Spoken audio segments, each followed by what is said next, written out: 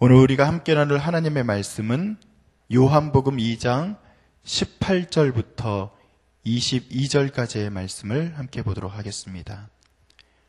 요한복음 2장 18절부터 22절까지의 말씀입니다. 우리 다 같이 한 목소리로 함께 읽도록 하겠습니다.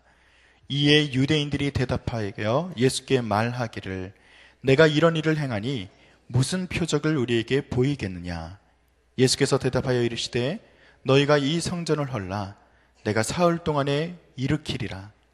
유대인들이 이르되 이 성전은 46년 동안에 지었거늘 내가 3일 동안에 일으키겠느냐 하더라. 그러나 예수는 성전된 자기 육체를 가리켜 말씀하신 것이라. 죽은 자 가운데서 살아나신 후에야 제자들이 이 말씀하신 것을 기억하고 성경과 예수께서 하신 말씀을 믿었더라. 아멘. 할렐루야. 이번 한 주간도 주님의 말씀 안에서 여러분 걸어가시면서 말씀의 능력에 따라서 하나님이 주시는 은혜에 따라서 매일매일 승리하는 귀한 한 주가 되시기를 간절히 축원드립니다. 우리가 요한복음을 보고 있습니다. 요한복음을 보고 있는데 요한복음에는 많은 기적들이 나타나고 있어요.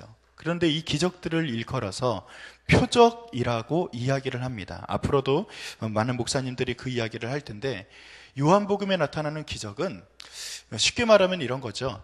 여러분들이 그 예수님의 그 사건을 바라볼 때 예수님 병을 고치시거나 아니면 5천 명을 먹이시거나 오늘 성경에서 있었던 그런 내용들을 쭉 살펴보면은 이런 내용들이 여러분 이것은 세상에서 흔하게 일어나는 일들입니까? 병이 갑자기 죽은 자가 살아나기도 하고 이런 일들이 흔하게 일어나는 일은 아니죠. 당연히 흔하지 않은 일이에요. 그것을 일컬어서 기적이라고 말을 합니다. 그런데 이 기적이 나타내고자 하는 것이 단순하다는 단어 자체가 조금 어불성설일지 모르지만 예수님이 하나님이야 라는 것을 보여주는 신성, 예수님이 하나님이지 라고 말하는 하나님의 그 능력, 그것만을 나타내고 있다. 그것은 아니란 말이에요. 그래서 내가 불가능한 어떤 일을 행함으로 말미암아 내가 누구냐라는 것을 보여주는 것이기도 하지만 그 표적이 가지고 있는, 그 기적이 가지고 있는 또 다른 의미들도 포함하고 있는 것, 굉장히 함의를 가지고 있는 여러 가지 것들이 복합적인 것이 담겨져 있는 것이 성경에 나오는, 특별히 요한복음에 나오는 여러 가지 기적들, 그리고 그 표적들이 가리키고 있는 것이다 라고 말을 할 수 있는 것입니다. 여러분 오늘 성경에서 보면은 직접 대놓고 물어봤죠. 이에 유대인들이 대답하여 예수께서 말하기를 내가 이런 일을 행하니 라고 말하면서 표적을 보여라 라고 유대인들이 요청하는 장면이 나옵니다. 오늘 18절에 나오는 유대인들이 말하고 있는 내가 이런 일을 행하니 라고 말했던 내가 이런 일, 자 어떤 일을 행했던 것이죠? 우리가 지난 그 주간에 토요일에 우리가 말씀을 나누긴 했지만 우리가 잘 알고 있는 성전 청결에 대한 이야기를 지난주에 나눴던 바로 그 일을 이야기하고 있는 것입니다. 그 성전을 정화하신 그 이야기를 제가 조금만 여러분들에게 다시 한번 설명을 드리면 이런 것이죠. 성전에서 성전 안, 특별히 말을 하자면 정확한 장소를 말하자면 이방인의 뜰이라고 말하는 곳에서 소와 양과 비둘기를 파는 사람들이 있었고 그리고 환전을 해주는 사람들이 있었습니다. 그 판매에 대한 목적은 멀리서 온 사람들을 배려하는 것으로 가장하고 있습니다. 멀리서 오는 사람들은 소와 양을 그리고 비둘기를 가지고 올 수 있는 그 환경이 되지 않죠. 멀리서부터 끌고 오면은 흠 없는 것을 하나님에게 드려라 라고 말했는데 여러분 멀리서 끌고 온 소와 양이 흠이 없겠습니까? 털이 조금은 망가지기도 하고요. 발바닥이 조금 더 망가지기도 하고요. 어떻게 보면 흠 없는 것을 드려라 라고 말하는 그것을 갖다가 이루기 위한 제물로는 적합하지 않을 수도 있습니다. 여러분 죄송하지만 그 이스라엘 땅이 한 강원도 땅만 하다고 이야기를 하거든요. 그러면 한 20km 이상은 될 것 아닙니까? 30km? 100km는 되겠네요. 한 100km 저 먼 곳에 있는 사람이 소를 끌고 온다고 하면 여러분 상상해 보시기 바랍니다. 그 정도 거리에서 여러분 소 끌고 오는 것이 쉽겠습니까? 어렵죠. 그냥 와서 돈 가지고 와서 성전 근처에서 그것을 사가지고 오는 것이 훨씬 편하지 않겠습니까? 그럼 이건 나쁜 일이에요? 좋은 일이에요? 좋은 일이에요? 그렇죠. 왜냐하면 그 사람들을 배려한 일 아닙니까? 그 사람들의 어려움을 갖다가 조금 해소하기 위한 일이잖아요. 그런데 제가 분명히 말씀드렸듯이 멀리서 온 사람들 혹은 좋은 재물을 드리고 싶은 사람들을 배려하는 것처럼 보이지만 가장하고 있다라고 제가 분명히 말씀드렸어요. 원래는 감난산 자락에서 기드론 골짜기에서 판매되던 그 판매대가 점점 성전 가까이로 다가오더니 성전 안에서 판매하는 것으로 바뀌고 말았습니다.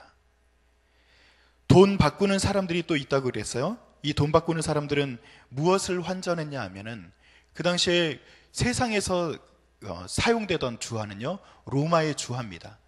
여러분, 우리가 지금 쓰고 있는 돈에 보면은 어떤 그 사람들이 들어가 있죠? 세종대왕이 들어가 있는 돈 뭐죠?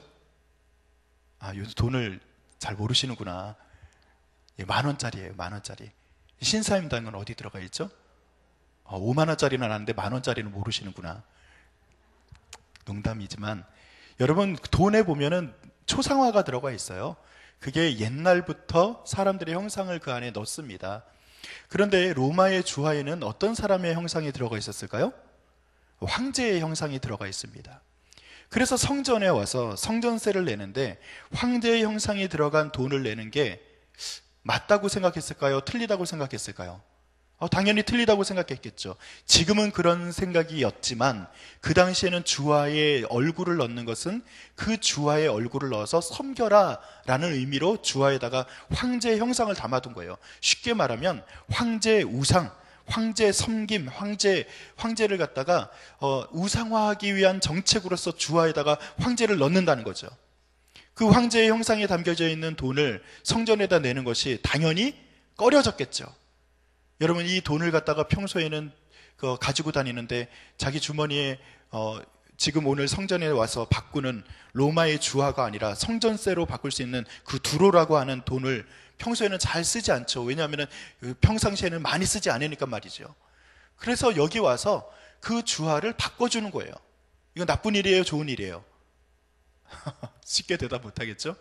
여러분, 어떻게 보면 배려한 일이에요. 제가 몇 번 말씀드렸지만 그 배려 안에 숨겨져 있는 욕망을 예수님은 바라본 것입니다. 상인들은요, 폭리를 당연히 취했겠죠. 독점이니까요. 그리고요, 환전을 하는데 많은 이윤을 남겼겠죠. 그 상인 뒤에 숨겨져 있는 제사장의 또한 욕망을 바라본 것입니다. 왜냐하면 그 상인들과 누가 밀접하게 연결되어 있을까요? 제사장들이 연결되어 있습니다. 제사장들은 그 상인들이 판매할 수 있는 허가권을 내줬을 것입니다. 제사장들은 자신들이 돈 주고 산 매관 매직하듯이 돈 주고 산 자신의 그 제사장직에 대해서 그 돈을 주고 샀으니까 조금 억울한 마음이 있을 것 아니에요. 돈을 벌려고 하는 그 욕망이 있을 것 아닙니까? 그래서 상인들에게 그 성전세를 받고서 성전에서 판매할 수 있는 판매세를 받고서 그 사람들을 아마 수용했던 것입니다. 부당한 폭리를 취하는 정말 강도의 소굴이 되었던 것이죠.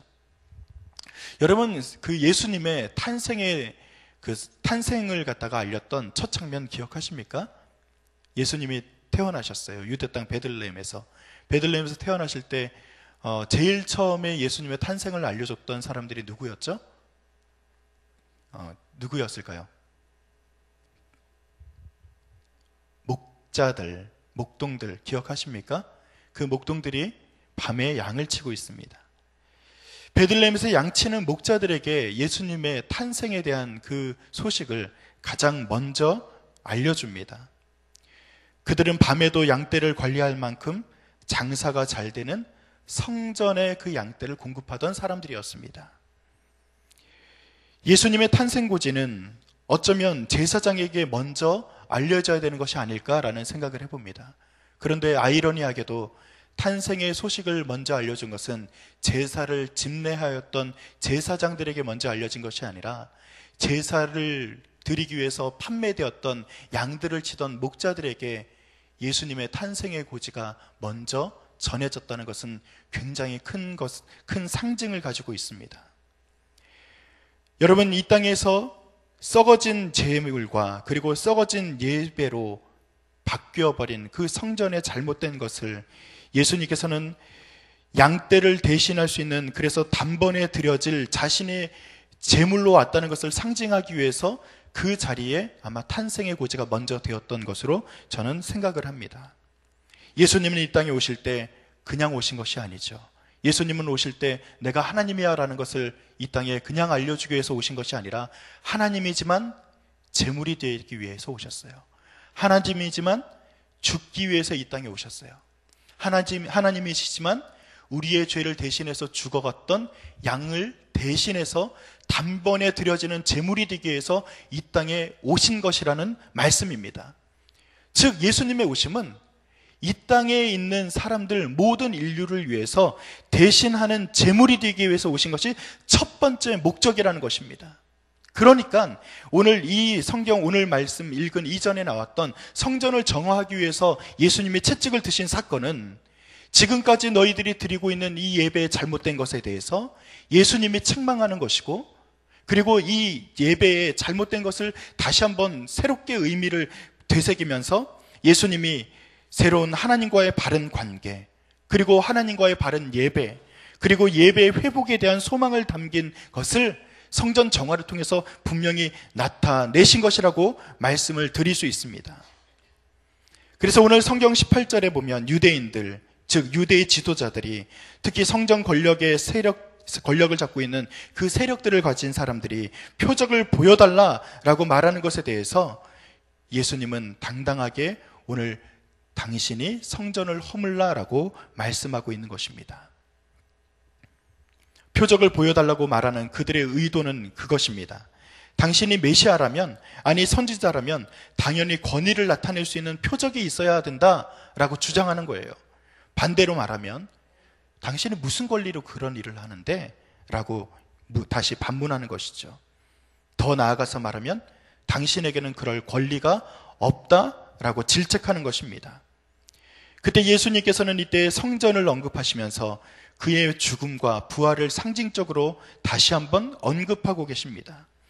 예루살렘 이곳에 더럽혀지고 욕망이 담긴 썩어진 예배가 아니라 예수 그리스도가 제물 되시고 실제로 하나님과의 교제가 회복되는 참 예배가 회복될 것이다 라고 말씀을 선포하고 있는 것입니다. 그 암시를 담아 성전 파괴와 재건축을 말씀하고 있는 것이죠. 스가랴서 6장 12절에 보면 이런 말씀이 있습니다. 들어보시기 바랍니다. 말하여 이르기를 만군의 여호와께서 이같이 말씀하시되 보라, 싹이라 이름하는 사람이 자기 곳에서 돋아나서 여호와의 전을 건축하리라 라고 성경에 예언이 되어 있어요. 즉 메시아가 오실 것인데 그 메시아는요 싹이라고 하는 이름을 가지고 있다고 스가랴서에는 이야기합니다. 그런데 이 메시아로 말할 수 있는 이 싹이라는 사람이 와서 하는 일이 어떤 일을 한다고요? 여호와의 전을 건축한다라고 성경에는 기록되어 있습니다. 다른 유대의 문헌들에도 종말론적인 구원자로서 메시아가 오셔서 성전을 건축할 것이다 라고 많은 곳에서 예언을 하고 있었기 때문에 아마 제사장들은 이 성전 건축이 무엇을 의미하는지를 분명히 알고 있었을 것입니다. 그런데 성경이나 문헌들의 성전을 건축할 것이다 라고 말했을 때 문자적으로 보면은 무엇을 만든다는 거예요? 건물 짓는다라는 이야기 아니겠습니까? 그래서 그들은 지금까지 생각할 때 메시아가, 어떤 선지자가, 어떤 말세에 어떤 그런 종말론적인 구원자가 오면은 성경에 나온 것처럼, 스가랴에서 이야기하고 있는 것처럼, 많은 문헌들이 말하고 있는 것처럼 진짜 건물을 새롭게 짓겠구나 라고 아마 그들은 기대했을 것입니다. 그래서 20절에 보면은 그렇게 반문합니다.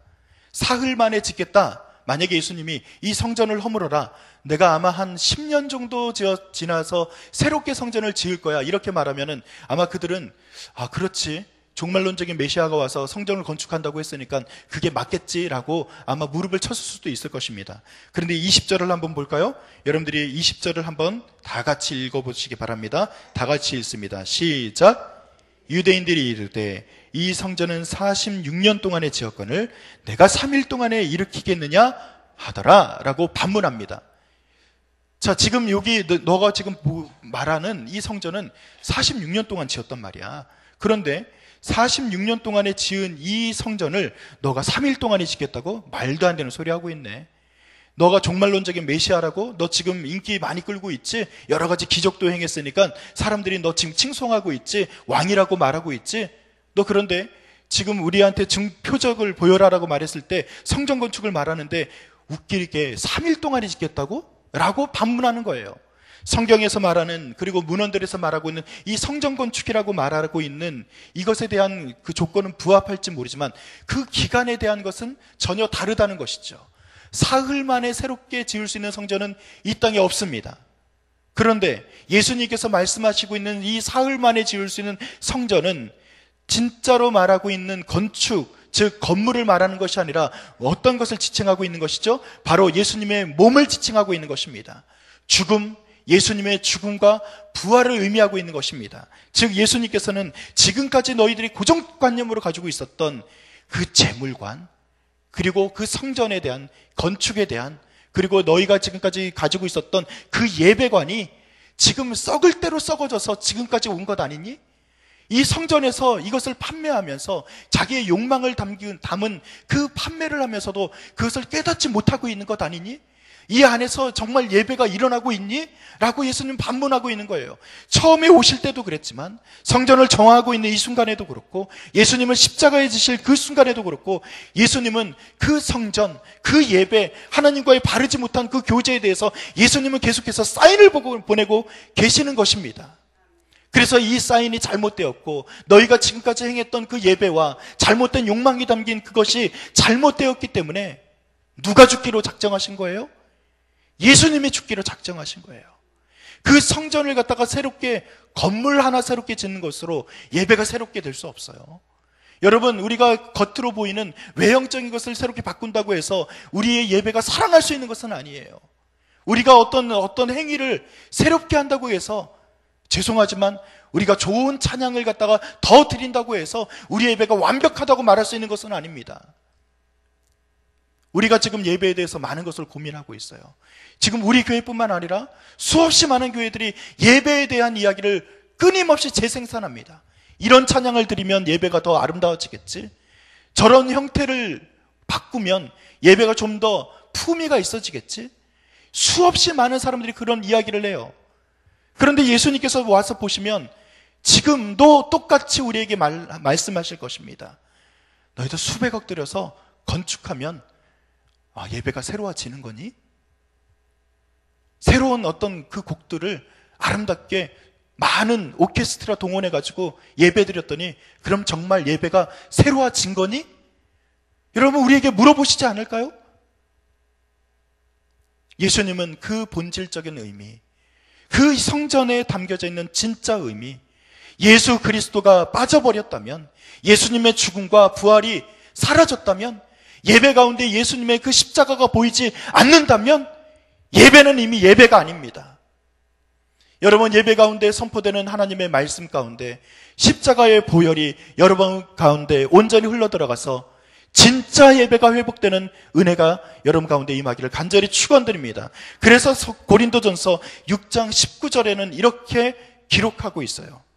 너희 몸은 너희가 하나님께로부터 받은 바 너희 가운데 계신 성령의 전인 줄을 알지 못하느냐?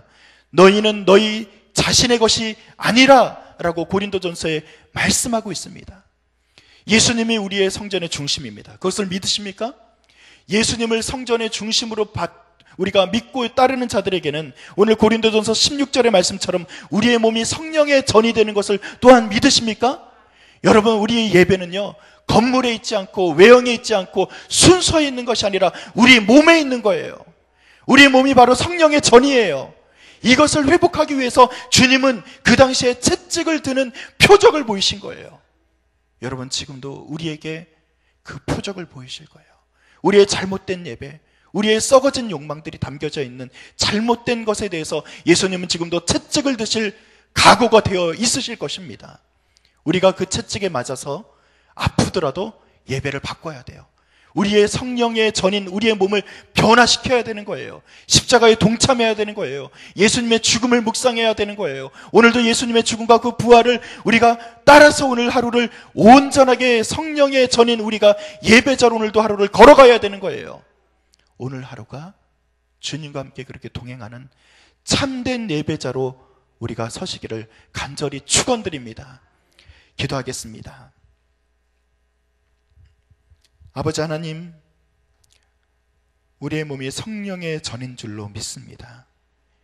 우리가 참된 예배를 회복하게 하시고 예배 가운데 주님과 함께 동행하는 참된 교제가 나타나게 하여 주시옵소서.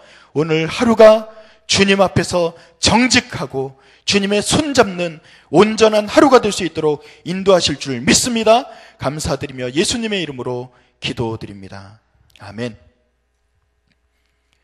공동기도문 세 번째 교육에 대한 기도, 저와 함께 교독하면서 기도하겠습니다. 10년, 20년, 아니 주님 재림하실 때까지 내다보며 다음 세대를 사랑으로 품고 세워가게 하옵소서.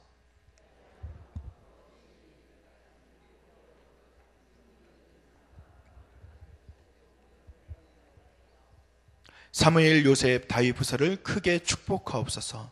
청년부 싱크를 특별히 힘차게 하옵소서. 다음 세대를 아끼며 기도와 섬김으로 길러내게 하옵소서. 교회와 사회의 미래를 말씀으로 열어가게 하옵소서. 아멘. 함께 주기도문 하시겠습니다. 하늘에 계신 우리 아버지, 아버지의 이름을 거룩하게 하시며 아버지의 나라가 오게 하시며 아버지의 뜻이 하늘에서와 같이 땅에서도 이루어지게 하소서. 오늘 우리에게 일용할 양식을 주시고 우리가 우리에게 잘못한 사람을 용서하여 준 것 같이 우리 죄를 용서하여 주시고 우리를 시험에 빠지지 않게 하시고 악에서 구하소서. 나라와 권능과 영광이 영원히 아버지의 것입니다. 아멘. 이 시간 다음과 같은 기도의 제목으로 함께 기도드리겠습니다. 지금 들은 말씀이 내 삶으로 이어질 수 있도록 기도하시기 바랍니다. 우리 교회 영적 리더들이 예수님의 마음을 품고 주님의 몸된 교회를 잘 섬길 수 있도록 중보해 주시기 바랍니다. 어제 등록하신 새 가족분들에게 평안을 허락하시고 주님의 몸된 교회에 잘 정착할 수 있도록 여러분 중보해 주시기 바랍니다. 시애틀에 세워진 로고스 라이프 교회 및 미션센터가 하나님의 뜻을 세우는 곳이 될 수 있도록 인도해 주시고, 또 일본, 인도네시아, 미얀마 의료 선교 및 임용 선교, 싱크 국내 선교 일정이 잘 준비되어서 은혜 가운데 진행될 수 있도록 중보해 주시기 바랍니다. 우리 공동의 기도 제목과 각자의 기도 제목을 따라 기도하시다가 삶의 자리로 나아가시겠습니다. 하나님 감사합니다. 주님께서 우리를 인도하시고 안전을 지켜주시고 우리를 붙들어 주시고 주옵소서.